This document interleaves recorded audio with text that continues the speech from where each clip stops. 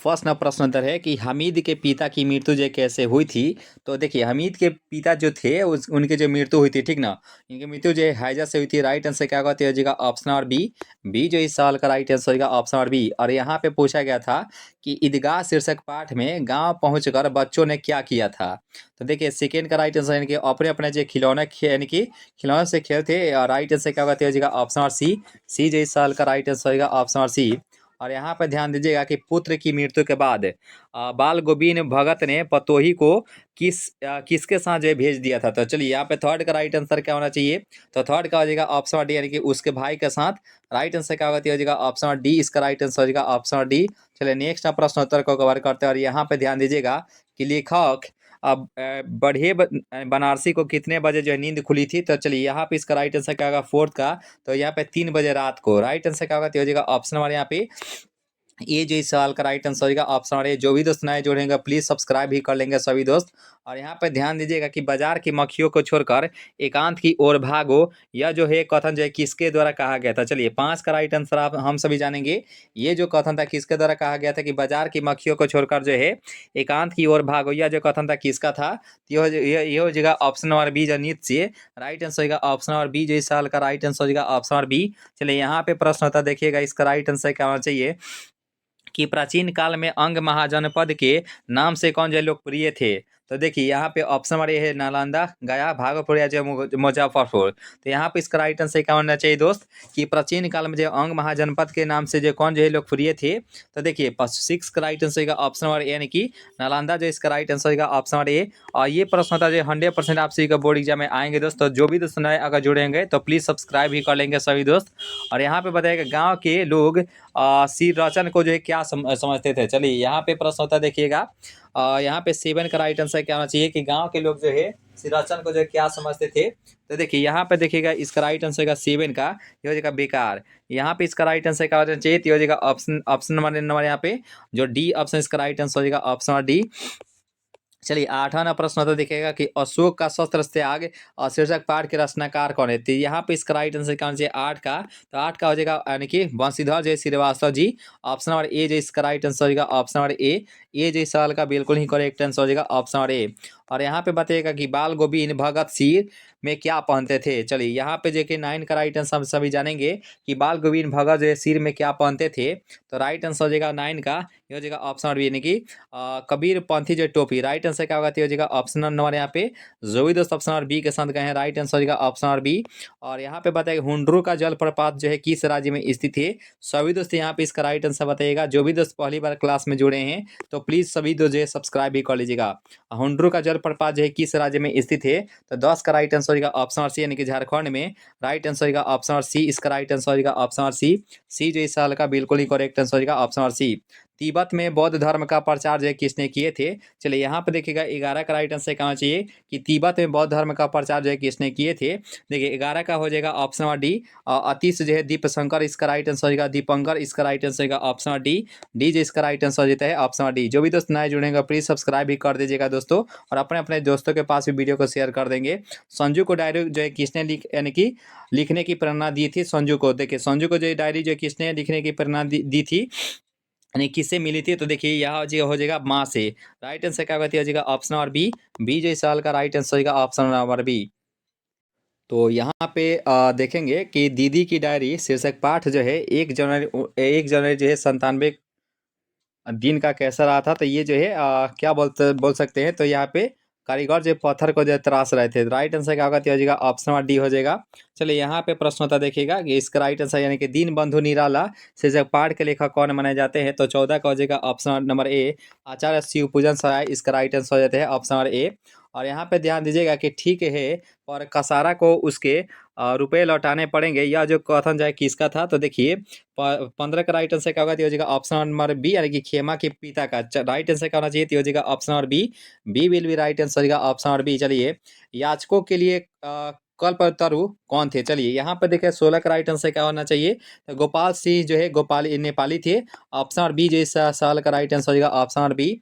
चलिए यहाँ पे 17वां प्रश्न होता देखिएगा इसका राइट आंसर क्या बोल रहा है कि जननायक कर्पूरी ठाकुर का जन्म जो समस्तीपुर के निकट किस गांव में हुआ था? चलिए यहाँ पे इसका राइट आंसर कहना 17 का राइट आंसर कहना चाहिए। तो यहाँ पे पितौंझिया इसका राइट आंसर होगा ऑप्शन डी। जो इस सवाल का राइट आंसर होगा ऑप्शन डी। जो भी दोस्त नए अगर जुड़ेंगे तो प्लीज़ सभी दोस्तों सब्सक्राइब कर लीजिएगा दोस्तों, और अपने अपने दोस्तों के पास वीडियो को शेयर कर दीजिएगा। यहाँ पे आचार्य शिव पूजन सहाय के अनुसार किन्हें जो खूब भगवद विभूतियाँ मिली थी? तो चलिए 18 का राइट आंसर कहना चाहिए हो जाएगा ऑप्शन बी। और सूर्यकांत त्रिपाठी निराला को ये हो जाएगा ऑप्शन बी। जो इस सवाल का राइट आंसर होगा ऑप्शन बी, सूर्यकांत त्रिपाठी निराला जी। जननायक जो है कर्पूरी ठाकुर से पाठ में यानी कि सचिवालय की लिफ्ट के ऊपर क्या लिखा हुआ था? चलिए इसका राइट आंसर कहना चाहिए 19 का। तो 19 का हो जाएगा ऑप्शन सी, यानी कि ओनली फॉर जो ऑफिसर्स, ओनली जो ऑफिसर आ सकते थे। राइट आंसर क्या होगा? तो हो जाएगा ऑप्शन सी। सी जो इस साल का बिल्कुल ही करेक्ट आंसर हो जाएगा ऑप्शन सी। उम्मीद करता हूँ यहाँ तक जो सेशन है आप अच्छे से कवर किए होंगे। सेशन अगर अच्छी लग रही थी वीडियो को लाइक कर दीजिएगा। जो भी दोस्त नए जुड़ेंगे तो प्लीज़ सब्सक्राइब भी कर दीजिएगा।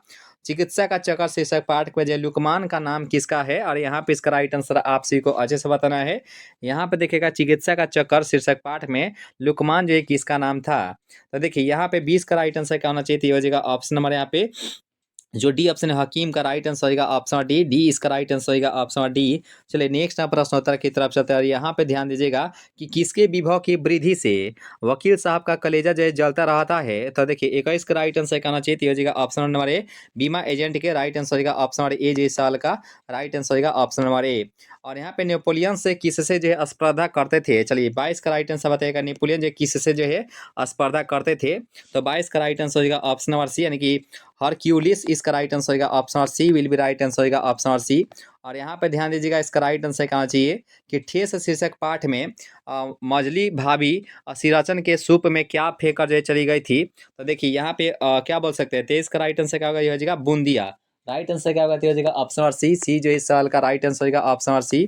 चलिए यहाँ पे प्रश्न होता है, देखिए स्त्रियों पर जो है शस्त्र नहीं चलाऊंगा किसने कहा था? चलिए यहाँ पे इसका राइट आंसर आप सभी को अच्छे से बताना है। देखिए यहाँ पे इसका राइट आंसर क्या होगा? 24 का तो हो जाएगा ऑप्शन डी, यानी कि सम्राट अशोक ने। राइट आंसर क्या होगा? तो हो जाएगा ऑप्शन डी। और यहाँ पे रोहतास की गुड़िया पढ़ लिख कर जो है क्या बनना चाहती थी? तो 25 का राइट आंसर क्या मारेंगे आप सभी? तो ये हो जाएगा अध्यापिका। राइट आंसर क्या होगा? तो हो जाएगा ऑप्शन नंबर ए। इसका राइट आंसर हो जाएगा ऑप्शन नंबर ए। मोहसिन के पास कितने पैसे थे? तो देखिए मोहसिन के पास जो था वह कितने पैसे था? तो इनके पास जो 15 पैसे था। राइट आंसर क्या होगा? तो हो जाएगा ऑप्शन नंबर बी। जो भी दोस्त नए अगर जुड़ेंगे तो प्लीज़ सब्सक्राइब भी कर लीजिएगा सभी दोस्त, और अपने अपने जो है दोस्तों के पास ये वीडियो को शेयर कर देंगे। विक्रमशिला विश्वविद्यालय की स्थापना जो किसके द्वारा की गई थी? देखिए 27 नंबर प्रश्नोत्तर की बात करें तो राजा धर्मपाल। राइट आंसर क्या होगा? तो हो जाएगा ऑप्शन नंबर सी। सी जो इसका राइट आंसर होगा ऑप्शन नंबर सी। इसका राइट आंसर होगा ऑप्शन नंबर सी। और यहाँ पे परुलिया रोड से हुंड्रू के जलप्रपात की दूरी कितनी थी? चलिए 28 की बात करते राइट आंसर का आंसर कि परुलिया रोड से जो है हुंड्रू की जलप्रपात की दूरी कितनी थी? 28 की बात करते हो जाएगा ऑप्शन डी 13 मील। राइट आंसर होगा ऑप्शन डी। डी जो इसका राइट आंसर होगा ऑप्शन नंबर डी। जो इसका राइट आंसर होगा ऑप्शन नंबर डी। चलिए नेक्स्ट प्रश्नोत्तर की तरफ चलते हैं। यहाँ पे बताइएगा उच्चारण में लगने वाले समय के आधार पर जो है स्वर्ण वर्णों के आधार कितने होते हैं? चलिए यहाँ पे इसका राइट आंसर क्या होना चाहिए? यहाँ पे ध्यान दीजिएगा इसका राइट आंसर क्या होना चाहिए? उच्चारण में जो लगने वाले जो है समय के आधार पर जो है स्वर्ण वर्णों की जो कितने भागों में इसको बांटा गया? तो राइट आंसर क्या होना चाहिए? तो सभी दोस्त इसका राइट आंसर बताइएगा। जो भी दोस्त नए अगर जुड़े होंगे तो प्लीज़ सभी दोस्त जो है सब्सक्राइब भी कर लीजिएगा, ठीक ना। और यहाँ पे चलिए इसका राइट आंसर क्या 29 का? तो 29 का हो जाएगा ऑप्शन नंबर यहाँ पे जो ए है 3। राइट आंसर का ऑप्शन नंबर ए हो जाएगा, ठीक ना। और यहाँ पे जिन स्वरों का उच्चारण नाक और जो है मुँह से होता है और उच्चारण में लघुता रहती है उसे हम लोग क्या कहते हैं? तो 30 का राइट आंसर हो जाएगा ऑप्शन नंबर बी जो है अनुनासिक। राइट आंसर हो जाएगा ऑप्शन नंबर बी। बी जो इस साल का बिल्कुल ही करेक्ट आंसर हो जाएगा ऑप्शन नंबर बी। इसका राइट आंसर हो जाएगा ऑप्शन नंबर बी। जो भी दोस्त नए अगर जुड़ेंगे तो प्लीज़ सभी दोस्त जो है सब्सक्राइब भी कर लीजिएगा। आप सभी अपने अपने जो है दोस्तों के पास ही वीडियो को शेयर कर दीजिएगा। ध्यान दीजिएगा। और घ का उच्चारण स्थान क्या होता है? तो घ का यहाँ पे उच्चारण स्थान क्या होता है? तो देखिए आप सभी को अच्छे से बता देते हैं। तो ये होता है कवर्ग का होता है, ठीक ना। कवर्ग का होता है। मूर्धा जो है टवर्ग का होता है। टवर्ग का होता है, यानी टठर जो है टवर्ग का होता है। दंती से जो है तवर्ग होता है तवर्ग। और ये तालु जो होता है वो चवर्ग होता है चवर्ग, ठीक ना, चवर्ग होता है, याद रखिएगा। और एक एक वर्ड बच गया क्या? तो ओट से क्या होता है? यानी कि ओट से जो है यानी कि पवर्ग होता है, याद रखिएगा पवर्ग।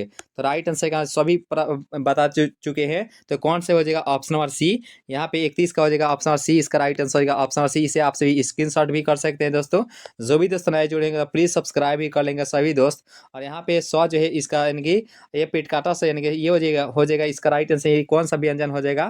तो 32 का मारेंगे ऑप्शन नंबर डी यानी कि उस व्यंजन होते हैं। राइट आंसर उस व्यंजन में जो है तालाबे स होते हैं, मूर्धन्य स होते हैं और जो है डंठी स होते हैं। तो राइट आंसर कहना चाहिए हो जाएगा ऑप्शन नंबर सी। सॉरी यहाँ पे डी जो है इसका राइट आंसर हो जाएगा ऑप्शन नंबर डी। जो भी दोस्त नए अगर जुड़ेंगे तो प्लीज सभी दोस्त जो है सब्सक्राइब भी कर लेंगे और आपसे भी अपने अपने जो है दोस्तों में वीडियो को शेयर कर दीजिएगा, ठीक है ना।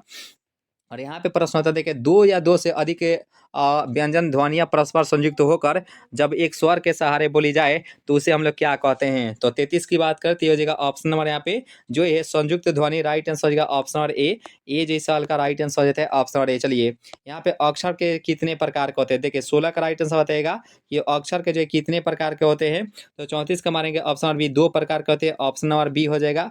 तो बी जो इसका राइट आंसर होगा। देखिए 6 जो है सर्वनाम के भेद होते हैं, 4 जो है विशेषण के भेद होते हैं, संधि के 3 भेद होते हैं और जो है संधि के 3 भेद होते हैं और जो है विशेषण के 4 भेद होते हैं। याद रखें संज्ञा के जो 5 भेद होते हैं, ठीक ना दोस्त। तो यहाँ पे 35वां प्रश्न होता है देखें निष्पात निष्पाप का जो है सही संधि। देखिए संधि के 3 भेद होते हैं, ठीक ना, याद रखिएगा स्वसंधि, व्यंजन संधि और विसर्ग संधि होते हैं। और यहाँ पे 35 का हो जाएगा निह जो पाप हो जाएगा। राइट आंसर का ये हो जाए विसर्ग संधि का उदाहरण तो है। राइट आंसर का ऑप्शन नंबर यहाँ पे सी हो जाएगा, ठीक ना। अंतअस्थ व्यंजन इनमें से कौन सा हो जाएगा? अंतअस्थ व्यंजन की बात करें तो ये हो जाएगा यर लवा हो जाते हैं। राइट आंसर क्या होगा? तो हो जाएगा ऑप्शन और यहाँ पे डी हो जाएगा क्योंकि पहिलका और जो है तीसरा का होते हैं। यहाँ पर अशुद्ध शब्द इनमें से कौन सा हो जाएगा? अशुद्ध शब्द देखिए 37 का हो जाएगा जागृत। जागृत बिल्कुल गलत बात है, जो कि अशुद्ध शब्द है, ऑप्शन नंबर डी हो जाएगा। और हिंदी भाषा की लिपि जो है लिखी जाती है। चलिए आप सभी तो जानते हैं, हम भी जानते हैं, इसका राइट आंसर का कि हिंदी भाषा की लिपि जो है लिखी जाती है तो देवनागरी भाषा। राइट आंसर क्या होगा? तो हो जाएगा option number B will be right answer होगा ऑप्शन नंबर बी। और यहाँ पे ध्यान दीजिएगा इसका राइट आंसर का संज्ञा के जो है कितने भेद होते हैं? देखिए संज्ञा के जो है यानी कि 5 भेद होते हैं, ठीक ना। राइट आंसर क्या होगा? तो हो जाएगा ऑप्शन नंबर यहाँ पे हम यहाँ पे लिख देते हैं। देखिए ये विशेषण के जो है 4 भेद होते हैं, 6 जो है सर्वनाम के भेद होते हैं और यहाँ पे 8 जो है कारक के भेद होते हैं, संधि का जो है 3 भेद होते हैं, क्रिया के जो है 2 भेद होते हैं और शब्द के भी जो है 2 भेद होते हैं, याद रखिएगा। और यहाँ पे इसका राइट आंसर क्या होगा? तो हो जाएगा ऑप्शन नंबर सी। और काला सागर जो है शब्द कौन सी संज्ञा होता है? तो 40 का राइट आंसर हो जाएगा। और काला सागर जो है यह व्यक्तिवाचक संज्ञा होता है। यहाँ पे थोड़ा सा जो ऑप्शन छूट गया होगा, यहाँ व्यक्तिवाचक संज्ञा हो जाएगा, ठीक है ना, व्यक्तिवाचक संज्ञा, ठीक है। काला सागर जो है व्यक्तिवाचक संज्ञा हो जाएगा, व्यक्तिवाचक संज्ञा जो कि खास नाम का बोध रहा है। तो राइट आंसर क्या होना चाहिए? तो यह व्यक्तिवाचक संज्ञा होता है।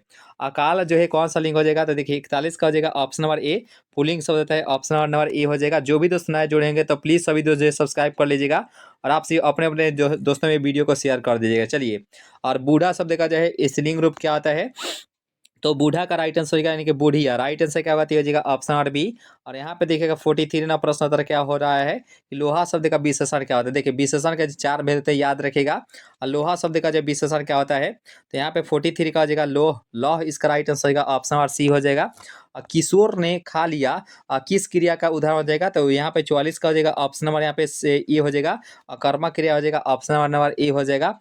पिता ने पुत्र को पुकारा, इसमें किस कारक को? देखिए कारक के 8 भेद याद रखेगा। पिता ने पुत्र को पुकारा, तो देखिए यहाँ पे इसका राइट आंसर कहाँ जाए? 45 का हो जाएगा ऑप्शन नंबर ए, कर्म कारक हो जाएगा, ऑप्शन नंबर ए हो जाएगा।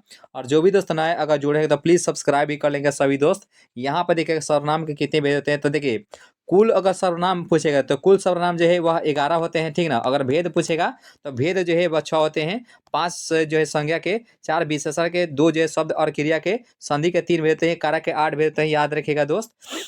चलिए मैं आप ही चला जाऊंगा। देखिए मैं आप अगर जैसे अगर रहेगा तो ये सभी जो है ये जब भी खुद का बात किया जाता है, खुद का बात अगर किया जाता है, ये जो निजवाचक सर्वनाम होते हैं, ऑप्शन नंबर सी हो जाएगा। सर्वनाम के 6 भेद होते हैं, याद रखिएगा। वह पढ़ता होगा, तो यहाँ पे इसका राइट आंसर 48 का, 48 का हो जाएगा और वर्तमान काल के रूप में हो जाएंगे, पढ़ता होगा। राइट आंसर क्या होगा? तो हो जाएगा ऑप्शन नंबर यहाँ पे जो ए ऑप्शन इसका राइट आंसर हो जाएगा, ऑप्शन नंबर ए। चलिए नेक्स्ट प्रश्न उत्तर की तरफ चलते हैं। और यहाँ पे देखिए सीता नहा रही है, इसमें क्रिया कौन सा हो जाएगा? तो देखिए नहा रही है, तो 49 का हो जाएगा ऑप्शन सकर्मक क्रिया हो जाएगा, ऑप्शन नंबर ए। और तुम वहाँ अवश्य गए होंगे किस काल का उदाहरण होता है? तो चलिए इसका राइट थोड़ा सा इसमें देखेंगे, वह पढ़ता होगा। चलिए वह पढ़ता होगा, थोड़ा सा इसमें ध्यान दीजिएगा। ये जो है भविष्यत काल में हो जाएगा क्योंकि वर्तमान काल में जो है वह पढ़ता है, तो वह जो वह पढ़ता है, देखिए वह जो है पढ़ता है ता तिथि कहाँ हो जाएगा, तो ता तिथि थोड़ा सा आपसे याद रखिएगा, पढ़ता होगा। ये जो यहाँ पे देखिए वर्तमान काल में ये भूतकाल में घुस जाता है, ठीक ना, सॉरी भविष्य काल में घुस जाता है। तो यहाँ पे हम लोग भविष्य काल ही जाएंगे, ठीक ना, भूतकाल यहाँ पे वर्तमान काल नहीं जाएंगे, क्योंकि यहाँ पे भविष्य काल इसका राइट आंसर होगा ऑप्शन नंबर सी। और यहाँ पे 49 का सीता नारी सकर्मक क्रिया हो जाएगा, ऑप्शन नंबर ए हो जाएगा। और यहाँ पे वह जो है तुम वहाँ अवश्य गए होंगे, तो किस काल का उदाहरण है, देखिए काल जो है टेंस जो है 3 प्रकार का होता है, स्व यानी कि यहाँ पे भूतकाल, भविष्य का, वर्तमान काल। तो यहाँ पे इसका राइट आंसर यानी कि तुम वहाँ अवश्य गए होंगे। तो देखिए 50 का जगह यानी कि भूतकाल का बात किया, राइट आंसर क्या होगा, हो जाएगा ऑप्शन नंबर ए हो जाएगा, राइट आंसर का ऑप्शन नंबर ए। चलिए दोस्तों, आज के लिए इतना ही दोस्तों, मिलते हैं आपसे इस नए वीडियो में नई वीडियो के साथ। तो हंसते रहिए, मुस्कुराते रहिए और अपनी तैयारी को जो मजबूत करें। आज के लिए इतना ही दोस्त, थैंक यू सो मच। और जो भी दोस्त नए जुड़ेंगे इस प्रयास से जरूर सब्सक्राइब भी कर लीजिएगा दोस्त। आज का सेशन कैसा लगा ये भी आप सभी कमेंट करके जरूर बताइएगा दोस्त। Thank you so much everyone.